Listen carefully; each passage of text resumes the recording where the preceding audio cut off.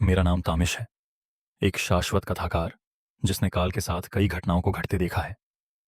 मैं उन अंधेरे रास्तों पर चलता हूँ जहाँ छायाएं बसी होती हैं, और मैं सुनाता हूँ वो कहानियाँ जो भुला दी गई हैं, जो भूतियाँ हैं और जो अकल्पनीय हैं। मेरे साथ चलिए, जहाँ हर कहानी एक नया डर जिंदा करती है। एक वीरान शहर के बीचों बीच एक पुराना जर्जर हवेली खड़ी थी, जिसे विधवा का घर कहा जाता था। यह कई दशकों से अबैंडन थी, और इसकी भूतिया छवि के कारण लोग पास भी नहीं पटकते थे। कुछ स्थानीय किंवदंतियां बताती थीं कि यह जगह शापित थी, लेकिन कोई भी उस रहस्य को जानने की हिम्मत नहीं जुटा पाता था। काव्या, एक बहादुर यात्री, ने विधवा के घर के बारे में सुना और उसकी जांच करने का निर्णय लिया। साहसिकता से भरी, वह हवेली के दरवाजे तक पहुंची, जहां उसने दरवाजा खोला और अंदर जाने के लिए कदम बढ़ाया। हवा में एक अजीब सी खामोशी थी, और काव्या डरते हुए आगे बढ़ी। हवेली के अंदर काव्या एक कमरे में पहुंची, जहां एक पुरानी लकड़ी की मेज पर एक खौफनाक दर्पण रखा था।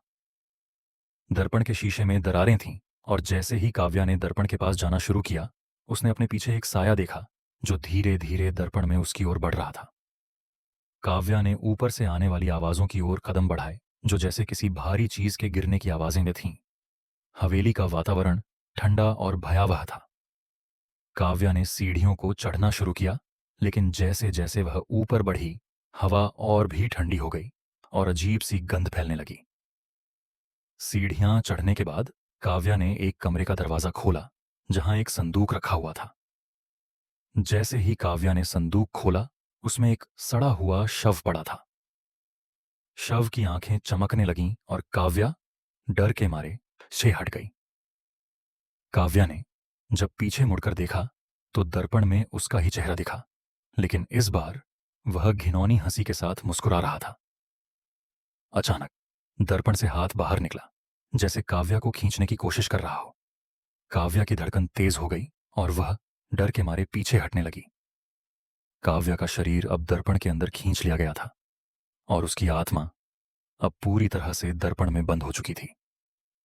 अब वह हवेली के खाली और मृत संस्करण में फंस चुकी थी, जहां हर तरफ सड़न की गंध और भयावह सन्नाटा था। अब काव्या की आत्मा दर्पण में बंधी हुई थी, और हवेली एक कैद खाना बन चुकी थी। हर कोई जो वहां जाता, उसे एक आवाज सुनाई देती थी, तुम्हें यहां नहीं आना चाहिए था। हवेली अब मृत आत्माओं का घर बन चुकी थी, और काव्या की आत्मा दर्पण में कैद हो गई थी। अगर आपको यह कहानी पसंद आई हो तो लाइक करें। ऐसी ही और दिलचस्प कहानियों के लिए हमारे चैनल को सब्सक्राइब करें। अगर आपको लगता है कि यह कहानी किसी और को भी पसंद आ सकती है, तो इसे उनके साथ शेयर करें। मिलते हैं आपसे अगली कहानी में।